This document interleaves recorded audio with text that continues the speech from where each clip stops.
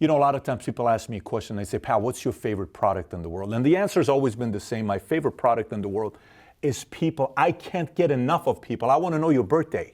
I want to know how you met your girl. I don't want to know how we met your boyfriend. I want to know about your parents. Who are you closer to, mom or dad? How was it growing up? Who were you in high school? I want to know. I'm curious because I love people. And so this leads me into a story I want to tell you. I remember being in India. We're in Mumbai. Mario and I are going. And the driver's taking us. We're in an Audi. And we're going in this road. And then we hit a light. And it's traffic. And this kid is by the window in the car. Driver says, don't open the window. Don't open the window. Why not? We go another block, he's following us. Another block, he's following us. Another light, he's following us. The kid is not stopping. I'm looking at this kid, he's maybe 6-year-old. I got a 6-year-old son. I think about myself at 6 years old in Iran. And I'm looking at this kid saying, my gosh, look at this kid. What does he want? He says he just wants food, but don't open the window. He's got foam next to his mouth. Why? He's on drugs. Don't touch him because something could happen with you. I said, this kid's guy, he says, you want me to feed him something? He says, yes, you got to eat something. We stop by McDonald's and he eats something there. And we go off. I ask myself, okay, what is the difference between this kid and me? Am I that special and smart? Am I that unique of a human being? Maybe he's got the same level of potential as me, maybe more. How come he's over there? Maybe because he grew up in slums. Maybe because he didn't have the same exact opportunities. What does this mean to you? We go to Argentina. Inflation, 30%. Economy scary. Everybody in Argentina is telling me how scared they are. They don't know what they're going to do tomorrow. People are living together. 13 million people that could be working are not working. We go to Greece. The country's bankrupt. They're going through a mess. They want Europe to bail them out. They want America to bail them out. And they don't know how to handle their finances. And they think the solution is raising taxes. And these people are like, man, I want to start a business. And I watch these videos on YouTube. And I want to be somebody. And I tell myself, how can I give them the same opportunities I have in America? How can I give it to them? I'm in a system that's capitalism. I'm in America. It's capitalism. It breeds entrepreneurs. He's not in that system. So what do we do with that person right there? So you're watching this right now saying, Pat, what's your point? Whether you're young, old, older, whatever it is, you're in school, you're not in school. I want you to internalize what I'm about to talk about with you.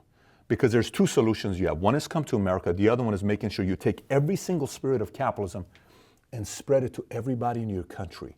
And the only way this thing changes is by the younger generation doing something about it. That means you. So today, I'm going to give you 10 different reasons why I love capitalism and why it can change your life. So first of all, before I get into telling you all these great things about capitalism, I want you to know that it is very naive to think that any system is perfect. I think a lot of times when people want to bash something, they're expecting 100% of people to do it right. For example, there's a lot of bad teachers in the world, a lot of bad parents, bad CEOs, bad bosses, bad journalists, bad bloggers, bad YouTube channels. There's a lot of anything that's bad that they abuse the power. They're also bad capitalists. But all of these guys give an opportunity for somebody who's a good parent, good CEO, good boss, good capitalist, good journalist to become a hero where somebody says, oh my gosh, look at the way this guy does it. So I'm not here to be naive and tell you all the great things about capitalism because I read all the negative stuff about capitalism. Here's an article. Top 10 reasons why capitalism sucks. People are unhappy, competition, destruction, adverse selection, externalities, monopolies, free riding, pointless cause, underconsumption, inhumanity, inequality, which by the way, monopolies don't exist without the help of government. The only way a monopoly can happen is with the help of a government. This is where you see crony capitalism taking place. I'm simply talking about a system, on what a system does. So here's what I want you to be thinking about. Let's talk about some of the capitalists that they don't care about, the environment. They don't care about what the world looks like. We're specifically talking about environment on point number one. Say they don't care. It's like, listen, I just want to make money, man. Forget about it. I don't care if the solar is going to be dirty. I don't care if the sky's got all this smog because our cars barely pass a smog test. I don't care about that. You know what? That's perfect. That's perfect because it opens up the opportunity for a young guy that's watching this saying, oh my gosh, you know what? What if we created cars that were driven by batteries and I could put chargers all over the country, all over the world, and you just would go charge your battery for like 2 hours, and you go charge your battery for 20 minutes, and you go for another 20 minutes. What if I could do that? And that guy's name is Elon Musk. And then he becomes a hero, and he creates Tesla. And people who own Teslas, they swear by Teslas. People who own Teslas. I've never owned a Tesla before. Every friend that I have who owns a Tesla, it's like they're part of a cult. because they feel good that they're making the world a cleaner place, right? Now, what am I saying about this? A capitalist that didn't care about the environment gave birth to Elon Musk. Let me give you a different perspective here. Environment. I want you to watch this commercial here. It's a 2-minute commercial. Mario, let's put the link below if somebody wants to watch the whole commercial, but I'm just going to give you 30 seconds of it, and we're going to play a game. I want you to guess which company's commercial this is. Watch it and tell yourself, I think it's such and such company. Watch this commercial. When we look across the globe, we have growing populations. This really puts a lot of pressure and an increased demand on water supplies. That's why we're intently focused on being good water stewards. We do that through a wide variety of projects. Most of them are around restoring and protecting watersheds or water resources. Maybe it's connecting floodplains to streams.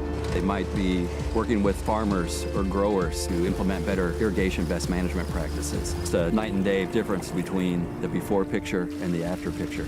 We're really spreading new messages about what sustainability looks like, not just for today, but even 20 years from now. For those of you that had never seen this commercial before, in your wildest dreams, did you think that was going to be a Coca-Cola commercial? Be honest. Be honest. Did you think that was going to be a Coca-Cola commercial? Now keep this in mind. Coca-Cola's gotten a lot of heat. Coca, right? A lot of heat over the years. In Iran, in the world, everywhere. A lot of heat. You know what they realize? They better change it up. They better start worrying about water. You know why? Because if all this water supply goes through, they're out of business. They better pay attention to the water supply in the world. They better pay attention to water being clean. They better invest billions of dollars of research to make sure water is going to be okay. Because without it, Coca-Cola doesn't exist. What does that tell you? Capitalism becomes a business that you have to pay attention to the environment, or else the capitalist running the business will be extinct. Number 2, here's the next great thing about capitalism. Your vote actually matters. You know, a lot of countries you live in or states you live in America, there are some states that whether you vote or not, it's going to be Republican or it's going to be Democrat. Your vote doesn't matter in a lot of different places. States like California or New York, your vote doesn't really matter a lot. Illinois, your vote doesn't really matter a lot, right? So a lot of people are like, does my vote really matter? When it comes to business, it does. Here's why. There is no place to go complain about a government official. Like there's not a Yelp for government officials. There's not a Yelp for presidents. There's not a Yelp for DMVs. No DMV cares if you want to go out there and say bad things about them. Businesses, complete different story. People were unhappy with Uber. You know what happens? The following month, all the people that were using Uber, everybody went to who? Lyft, because that's how we vote. You're not happy with Starbucks, Coffee Bean. I am not happy with McDonald's, Burger King. I am not happy with a gym, Bally's. Used to be all over the place, gone. LA Fitness, 24-hour fitness. Your vote matters, and businesses know. And the reason that they know how much your vote matters, they have to treat you better. Because if they don't, you may be voting for somebody else very soon. Number 3, you know, I'm always curious when the person that complains about a capitalism video I make about entrepreneurship, something like that about business, the person complains, capitalism's the worst system, and they're complaining on their iPhone or their smartphone on YouTube, all started by capitalists, which, by the way, this is a complete different perspective to give you for you to be thinking about. What does innovation do for you? Well, how many of you today watching this actually like what you do for a living? How many of you love your jobs? Do you love what you do? By the way, would you replace doing what you do right now versus, I don't know, being a farmer? Would you want to be a farmer? Would you want to work on a farm? Let me explain to you what the conditions of a farmer is. Mosquito bites all day, right? Spiders, you're working with dirt, you're sweating, sun, maybe rain, you got to work, you know, you got to go through it. And you got to be working 12-hour days. It's a lot of manual labor. Would you want to be a farmer? Would you want to be a farmer? Would you? If you said no, for some of you that are watching and saying, Pat, I don't get the point here. Does Pat want us to go back to being farmers and working in agriculture? Here's what I'm saying to you. In America during colonial times, 90% of all workers in America worked in agriculture. Everybody was a farmer. Everybody. You would have been a farmer today. By the way, in 1900s, 41% were farmers. In 1900, in America, 41% of all of us, we'd be doing agriculture. I wouldn't be running an insurance company right now or doing Valuetainment videos. I'd be on a farm. I'm a pretty big guy. I can probably pick up a lot of strawberries, right? I can probably go on working pretty hard. I'd be a farmer. You'd be a farmer. Dirt, all this stuff, right? outside being around it. But you're not a farmer today. Today, only 2% of people in America are farmers. We went from 90% to 41% to 2% today. Are you glad? Are you glad? Are you glad that there's not a farmers today? What happened there? What happened there? That's called innovation. The capitalists said, we can figure out a better way of doing this. Let's get to work. And because of capitalists, they figured out ways to do it better. They figured out ways to make it more efficient. And that gave you the opportunity to have a different kind of a job where you can work behind a desk or whatever it is that you do out there. And you don't have to be outside 12 hours a day working hard because of a capitalist figuring out a way to add advancement and innovation that gave you the opportunity to do what you do today rather than being a farmer. Number 4, here's another thing that capitalism did. Capitalism took us, for the longest time, wherever you live, all over the world. Most things that we did, we were forced to do. It was forced to do a lot of things. And capitalism brought the spirit of choices. You don't have to do this, you have a choice. You don't have to work here, it's a choice, right? You don't have to do anything, it's a choice. Let me give you an example. For many years in America, everybody, if you were a certain age and if America needed soldiers, you were forced to go into the army or the military. It was called a draft. And people hated it. Many of the younger generation is not going to know about it. When I was in the U.S. Army, I went by choice. A lot of people would tell me stories who were older that it used to be by force. You were drafted, and people would, I'm flat-footed. I'm the only child. I have health issues. My blood type is this. I don't see very well. People would make up all these different excuses to avoid being drafted, right? Do you know why the draft went away in America? Why do we not have a draft in America today? Well, a Nobel Prize winner named Milton Friedman, who, if you haven't watched any of his videos, just go on Google, type in Milton Friedman and watch every one of his debates. He's fascinating, right? He said, if America is about capitalism and capitalism is about choices, we should make the same with military and get away with draft. Why? Because if you get people who join the army by choice, you have better soldiers. Then you get people who you force to go to war. Why not let people choose to serve their country where it matters to them, then force them to go in? It's like making somebody do something they hate. The spirit of capitalism got away with the spirit of force, and that's why there's no longer draft in America. Number 5. So you know how you hear this entire thing about redistribution of wealth? Oh my God, socialism sucks because you got to redistribute wealth. Here's why it sucks. It sucks because it forces you to redistribute your wealth. Unlike capitalism. Let me explain. Bezos was recently interviewed, and they asked him, they said, hey, how do you feel about the fact that you're worth $160 billion? He says, I don't feel bad about it because the company's worth $1 trillion and I'm worth $160. That means I have redistributed wealth to other people and made them $840 billion. Let me say this one more time. A company, Amazon, goes from 0 to $1 trillion. He is worth 160. He gave 84% of the company to other people. Redistribute by choice and effort, and result, $840 billion of wealth is spread amongst other people that brought value or invested into Amazon. Now that is my kind of redistribution of wealth because it's by choice, not by force. Number 6. So remember, the whole concept of capitalism is a lot of different spirits. Another spirit about capitalism is the fact that you have to improve. If you don't improve, you're going to take a hit. And this happens all the time in business, but it also happens all the time in life.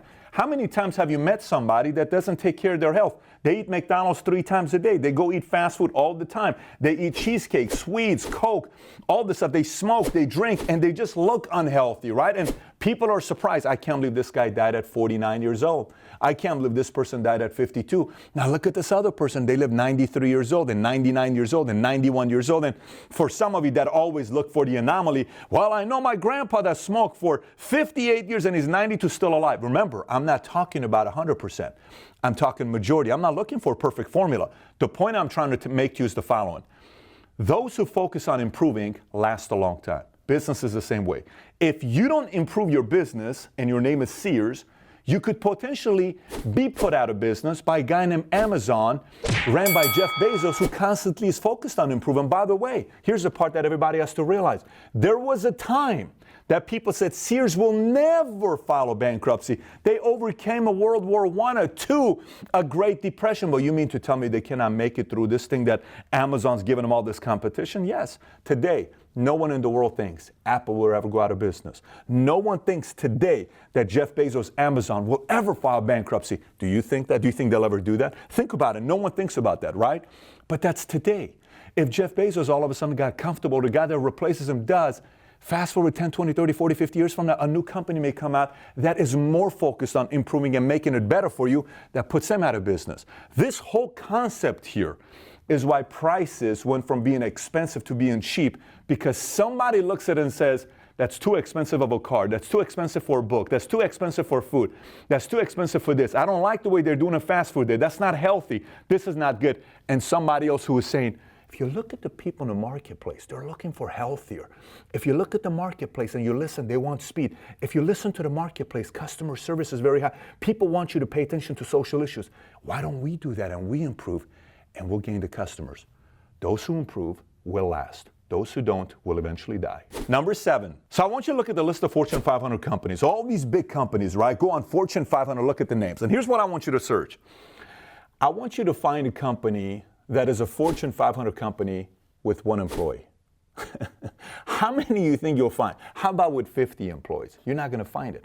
It's a lot of employees. You know why? The beautiful thing about capitalism is the capitalist starting the company needs people.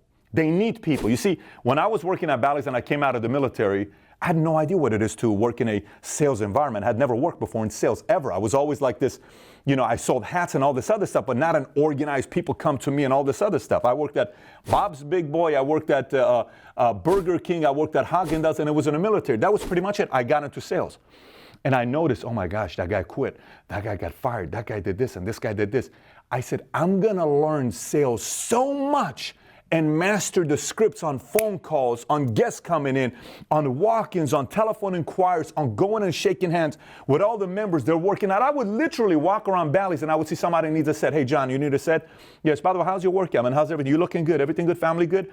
Anyone of your friends? Remember, anybody that wants a membership, you can come and talk to me. Here's my card. Hey, Larry, you need a spot. Let me put my arm here. Put your feet here. Let's do the pull-ups. You got it. 2 more. Come on, buddy. Let's go. I went through it, and all of a sudden I'm like, wait a minute, these guys need me. I got promoted. Can you go to the bigger club? Can you do this? Can you do that? That same principle was applied because people need people like that. All corporations out there need talent like this. There's this notion about saying that, well, companies don't treat their people right and they don't do all this other stuff. Yes, there are those companies. But at the same time, I also know a lot of people who have jobs who are entitled, who kind of feel like, well, they got to do everything for me, yet they don't give that additional part. That's why bad employees, there are plenty of bad employees, just like there's plenty of bad capitalists. Bad employees allow the good employees who go above and beyond everybody else to constantly rise up. And eventually, if that's not going to work out in the company you're with, I guarantee you, someone's going to need you. Number 8. So I got a question for you. How long would you like to live? Honestly, how long would you like to live? What's your number? Like in your mind, what do you say? You think, I'm going to live 80 years, I'd love to live 100 years. What is that age? What do you think about? How long would you like to live? And by the way, why are you not even thinking about the fact that maybe you only have 2 or 3 years left to live? What do you mean, Pat? Let me tell you what I mean by this. 1900, the average life expectancy of a citizen of the world, somebody in the world, average. You know how old the age was? 31. 1900. That's not a long time ago. That's just 120 years ago, was 31. Think about that right there. By the way, 1950, 48. You know what it is today? World. This is not America. World. Today, 72 years old. We went from 31 to 72 years old. You mean to tell me in 120 years, my life expectancy increased by 41 years? Are you serious? Yes. So the question becomes this. Why? Why? Why are we living longer? Is it because global warming makes us live longer? Is it because all of a sudden the trees are better trees? Or is the oxygen we breathe better? Is the water that much better? No, it's called advancement and capitalism. Medicine gets better, we live longer. Ken Langone, one of the founders of Home Depot, wrote a book said, I Love Capitalism. He's 82, 83 years old. His father, I believe, died in his early 60s. You know what he said? He said, my dad died in his early 60s at a young age. You know why? Because back then we didn't have blood thinners. Ken has been on blood thinners for a while. Because he's on blood thinners, he hasn't had a heart attack. He's 83 years old. He's still living. Still, he's on the news. But if you look at him, you tell yourself, this man's probably going to go for another 20 years. Why? Advancement. So the reason why you and I are living longer today is because somebody who is a capitalist used their capital to advance medicine, which is why you and I live longer today. Number 9. You know, if you speak to any parent and you tell them, listen, what do you want your kid to do when they grow up? Most parents will say, I just want my kid to be happy. I want him to be happy. I want her to be happy. Matter of fact, don't you want to be happy? Are you happy? Are you happy doing what you're doing today? You may say, yes, I am happy. But happy to you may be different than happy it is to me. Maybe happy to you is working 9 to 5, Monday through Friday, taking Friday afternoon off to golf, and you have Saturdays and Sundays off because that's what happy means to you. Happy to me, that's miserable to me, right? I may say happy to me is running and gunning, working 80 hours a week, building something that's never been done before, spreading a message that's going to change the entire world. That's happy to me. Somebody may say, Pat, you're absolutely miserable. Who wants to work as hard as you do? Somebody else may say, happy to me is working for a nonprofit. You have no idea how happy I am. We go and we contribute to different areas. Every time there's a crisis all over the world, I go and I contribute. The other day there was a flood. I was in Puerto Rico. I went to Panama City. I went and contributed when the earthquake happened. That's happy to me. I only make 32 grand a year, but I'm happy. Here's the point. There isn't only one kind of happy. Everybody has a different kind of happy. The problem is sometimes everybody's imposing their happiness on you. Like, for you to be happy like me, you have to be doing exactly what I'm doing for you to be happy. That's not true. There's different types of happiness, right? I'll give you an example. I had a friend here who's the #1 backgammon player in the world, Victor Ashkenazi. Okay, he originally was born and raised in Russia, lived there for 20-some years under communist stagnation, went to St. Petersburg, came to America, went to NYU. After NYU, worked at SunGard, then goes to Goldman Sachs for 11 years. Today, he's a grandmaster backgammon player, the best one in the world. Today, and we start talking, and one of the things that came up was a story about a lady who would pick out my outfits at Nordstrom's, and I would go buy it from her, right? And she was a person that was from Russia, and she left Russia because she had a son, and she didn't think her son had the same opportunity in Russia as she would in America, but she missed one thing about communism. I said, what is it? She would say, Pat, I miss the fact that after work, everybody would get home at 4 or 5 o'clock, and we would just play cards. We would play games. We'd have drinks. We'd laugh. We'd play music. Nobody worked. There was no competition. It was like everybody was just hanging out. There was none of this ego stuff. We were just together. It was so amazing to me, right? Now watch this. I said, that's amazing. Very good point, by the way. That is an element of happy to most people. Me and you included. We love our family, right? But the question we got to ask is the following. What different types of happy can coexist in communism, in socialism, in capitalism? What do you mean, Pat? Watch this. Elon Musk, what is happy to him? Happy to Elon Musk is starting a business on the moon, right? If you think about how Elon Musk is wired. Do you think Elon Musk in a communistic nation would be happy? Do you think Elon Musk in a socialistic nation like Greece would be happy? Where all this regulations there? I don't know if he would be happy. Now watch this other person in America. The person in America who works for a nonprofit organization. Do you think she or he can coexist in communism that they're giving back? Probably she can coexist there. Do you think the person that's an executive here, they don't want to be an Elon Musk, but they want to work 60 hours a week and they want to make a $500,000 a year income, live in a good community. They don't want to be celebrities. They're low-key people, but they want to make a $500,000. Can that person coexist in Russia or in Greece? They can't coexist in those places. See, what capitalism allows to do is it allows multiple different types of happiness to coexist. Because Elon Musk can't live in America, that nonprofit person can, the one that wants to be an executive can, and the person that just wants to work 9 to 5 and get Friday afternoons off can coexist in capitalism. This is why capitalism system allows all kinds of happy to just mesh and live together. Number 10, I want you to think about that relative that you have that judges you all the time. Every time you do something, they judge you. I can't believe you just did this. Look what you're doing. How dare you do that? Shame on you. Shame on you. How do we feel when somebody judges us all the time, right? We can't stand it. You don't like it. I can't. Nobody likes it, right? You know what's a great thing about capitalism? You know what's one of the great things about capitalism? It forgives you. It's very forgiving. And by the way, it's got a memory, like very quickly, capitalism gets over your old mistakes. What do I mean by this? See, you see a lot of people at the top that they make it, but you only see their final product.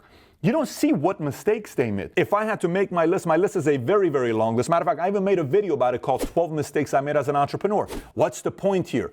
You screwed up. You built a business, didn't work out. You made a bad decision financially. You lost everything. You can go work another job, save your money, 3 years later start a business and come back up. And by the way, you can fail once, twice, 3 times, 4 times, 5 times. The only thing anybody matters, the only thing anybody cares about is your last victory. Because you win one time, everybody forgets all the past mistakes you made. That's why capitalism is forgiven. So you're watching this right now saying, oh my God, I just failed last year. I made a big mistake 2 years ago. Capitalism forgives you. So those are the 10 reasons why I love capitalism. And by the way, I'm going to pull a capitalism move on you right now, and I'm going to sell you a shirt. Here's what I'm selling you. This shirt right here. Enjoy capitalism. Maybe you like this one or this one or this one. Maybe this one. Maybe this one here. Whichever one you like. If you want to support capitalism and entrepreneurship, get one of these shirts, put them on. Anywhere you go, when people see it, there's a reaction. The link will be below for you to go out and purchase this shirt, any one of them. By the way, if you're watching this video and saying, Pat, I want more information. 3 years ago, we bought an RV. 6 of us lived in an RV. We went from LA to Miami to Toronto to San Fran, back to LA, and I gave speeches all over the place. Thousands of people showed up, and the speech was titled DNA of an Entrepreneur. If you haven't watched the speech, here's a highlight of the speech, DNA of an Entrepreneur. One of my favorite speeches I've ever given. You got to watch it. It'll go a little bit deeper about the topic we discussed in this video. Take care, everybody. Love you. Bye-bye.